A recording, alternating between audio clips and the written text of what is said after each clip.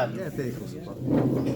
Hi everyone, I'm Molly. As I mentioned, I work for Think Insurance and we're going to do a short presentation, so let's think about insurance. I just thought I'd tell you a couple of things about me to introduce myself, as I'll be the new host of Non-League Networking. So as I mentioned when we came in, I've got 3 Dachshunds, so I'm a big dog lover. I'm actually part of the Midlands Dachshund group on Facebook, so we organise like local dog walks, local play dates. And from that we raise money for charity through donations. So I think last year as a group we raised about over £1,200 for local Dachshund charities. I'm also big into my minis, so I used to work in car sales, so I'm a big car lover, so in the summer you can normally find me at a car show or a car meet. Again, I'm a sucker for being an admin, so I'm an admin of a local Facebook group, again West Midlands Mini Owners Group, and again we organise events, attend car shows. And when I'm not doing that, probably renovating our house. It's been going on for 2 years now. We're doing a lot of the work ourselves, but there is finally a light at the end of the tunnel. So we are getting there. And then other than that, I like to do YouTube videos. I've got a little YouTube channel that I'm trying to grow. And also 3D printing is a little hobby of mine. So I'll make key rings and stuff like that related to minis. So it's just a little insight into me. But obviously my day job, I work for Think Insurance. We're an independent insurance broker. They've been established since 2009. We've got about 90 members of staff and they are a growing business. So we took over our 3rd broker this year. Mainly commercial insurance is the department that I work in. So anything business, charity related or landlord related.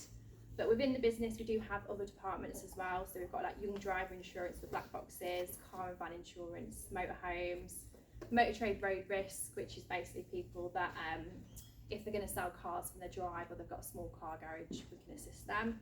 So we do have other departments within the business that can assist with that. So just some tips really around insurance. I'll do some subjects that we don't necessarily cover in our broker, but just some helpful tips. So check your amount of covers. So with a lot of people, if you're a growing business, what you needed year 1 when you started won't necessarily be what you need in year 3. So for example, stuff like your annual turnover, hopefully that's going to increase as a business. Things like your wage roll, as you take more people on, the amount of employees that you need covered, and also the wage roll, so the amount you pay your employees is obviously going to increase as well. Things like stock, so if you're a business that sells products, obviously the amount of stock cover you've got, that is obviously going to increase, the value of that might increase over time. So just check you've got the right amount of cover. And then also check your exclusions. So these can normally be found in the statement of fact. So things like things that insurers don't like tend to be portable heaters. So like portable space heaters tend to be one that they really don't like. So just check your exclusions. There'll be a lot of them in there that you'll read through and think, I don't understand that. But that's what a broker's there for. If there's anything you don't fully understand, I'm always here. Pop me a call, pop me an email, let me know. And then check the insurer's star rating. So this is quite a common one. If you're on Go Compare, you might be looking at your car insurance that's got coming up, and you might think, oh, that insurer is really cheap, but actually I don't recognise them as an insurer. A lot of the time people will just completely discount them and go, I don't know, I've never heard that name before, I don't recognise them, I'm actually not going to go with them at all. But you can go onto facto.com and you can actually search for the insurer. So it can be motorhome insurance, business insurance, car insurance, home insurance. And all I've done, for example, is put Aviva in there because they're quite a common insurer. And it'll come up and it'll say how many stars they are. So you can see it's got 5 stars at the side there. And they're independently rated, so that's nothing to do with the insurer themselves. That's based on their customer service and things like how they handle claims as well. So if there's someone that you don't recognise, you can put them into that website and you can put them in and see what star rating they've got. Because it might be that they're actually a really good insurer, you've just never heard of them before, so you could obviously save yourself some money that way. And then when it comes to property, just check you have the correct rebuild cost. So imagine your worst case scenario, your house is completely burnt to the ground and it needs to, all that rubble needs to be moved out of the way, you need surveys to put your house back in place, you need all the construction work, all the building supplies that need to be done. That's what insurers mean when they need the correct rebuild costs for your property. That could be your own house at home, it could be a landlord property that you own, or it could be a business property. And there is a free calculator that you can use. You can go online and you can obviously put the property details in there and it will tell you what the rebuild cost is. And then content should be based on the as new price. So if you think back to lockdown, everyone was working from home, laptops were obviously in demand, things like mobile phones. But at the same time, there was a shortage on semiconductors, so it means the price of a lot of technology massively increased. So just bear that in mind when considering your contents for your home or your business. Just think of the as new price. But then also consider, obviously in some businesses, they don't have much technology, they might just have like one computer or two computers. Just take into account the fact of your excess.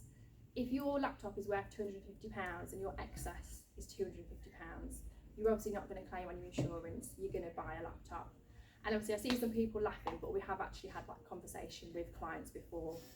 So just take that into account really. And then again, contents, just for example, home insurance, if you've had a really expensive Christmas and you might have bought some MacBooks, laptops, tablets, just have a look at your contents insurance every couple of years. It doesn't have to be every year. Just have a look every couple of years and just do an annual top up in your head and think, that's actually what I need the cover for, because you'll find over time it does increase as things get more expensive. And then motor insurance, it's generally an old wives' tale that third party and theft, usually that doesn't work out more price competitive wise. A lot of people think that works out cheaper, but a lot of the time it actually doesn't. So if you're thinking of getting cheaper car insurance, don't consider going third party and theft just because you think it'll be more competitive. Consider all the options first.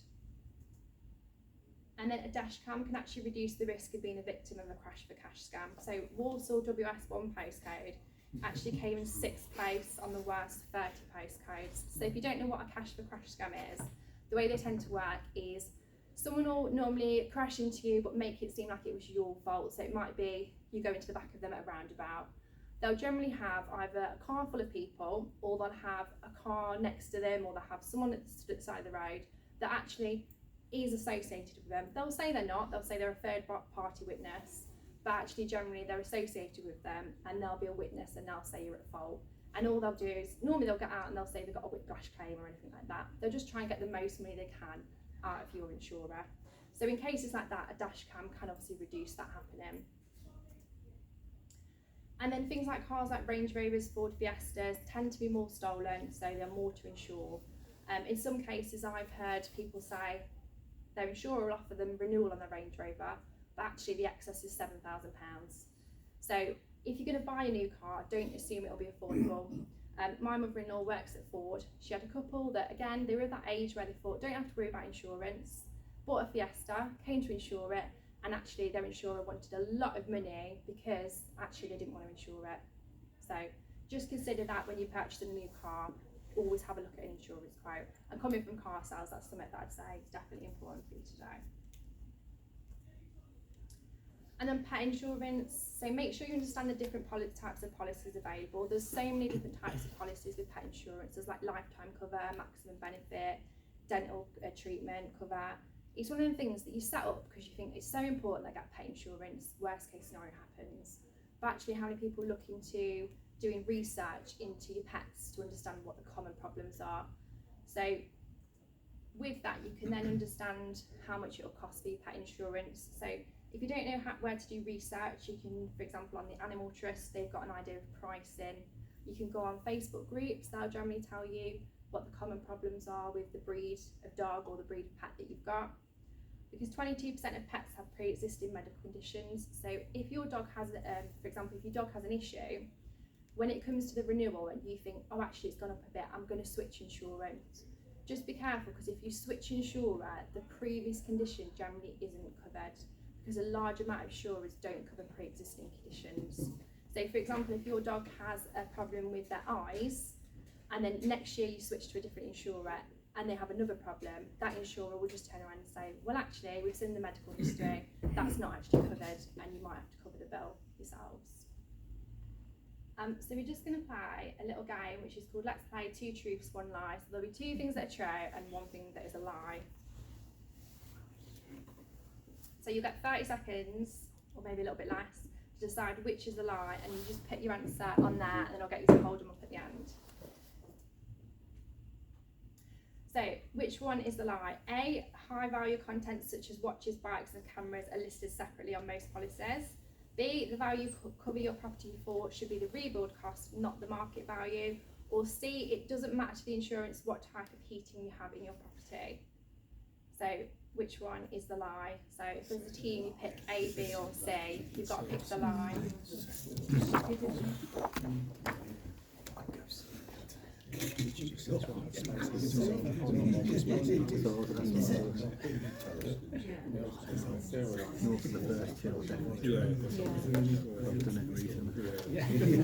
Watches your own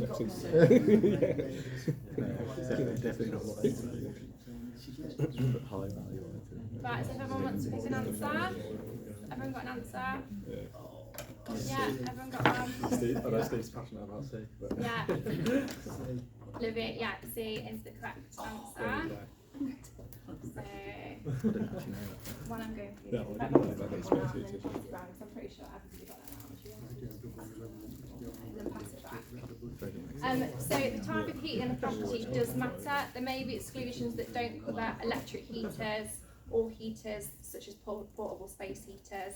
So make sure to check your statement of fact for exclusions. So generally, if you've got central heating in your property, they quite like that. Whereas if you've got any form of heating that they class as higher risk, obviously you're going to pay more on your insurance.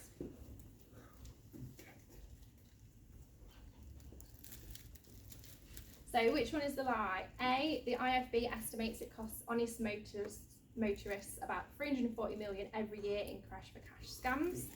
B, the most stolen car in the UK 2024 is a BMW 1 Series.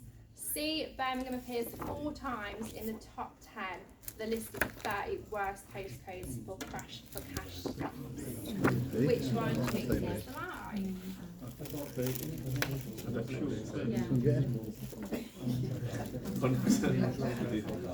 yeah, it's just sweet and people taking the effort.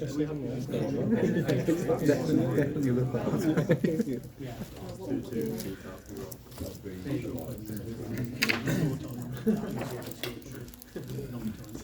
It's all 30. Right, then I'll pick an answer. Oh, B. Yeah. Perfect. I'm making these obviously too easy. I think you told us this in the stolen presentation. car. I didn't say which one the most stolen car was though. In the UK is the Ford Fiesta. Despite the Fiesta no longer being produced, it remains the most stolen car in the UK, followed closely by the Ford Focus. So, Range Rovers, due to their value and likelihood to be stolen, are also another vehicle that features quite high. So Range Rover Sports, Range Rover Evokes, again, a lot of insurers will say, no thank you, we don't want to insure them, or if they do, they'll say, tell you what, we'll have an excess of £7,000. Or they'll insist on trackers being fitted, which are always, if you've got quite a high value vehicle, it's always worth obviously considering.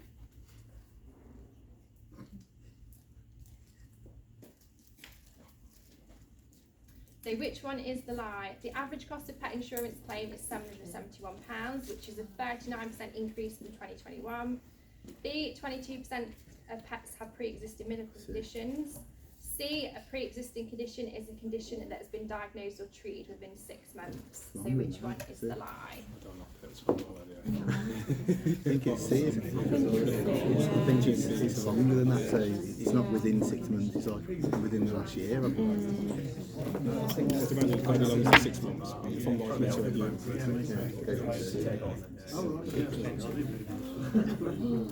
It's unhealthy stuff.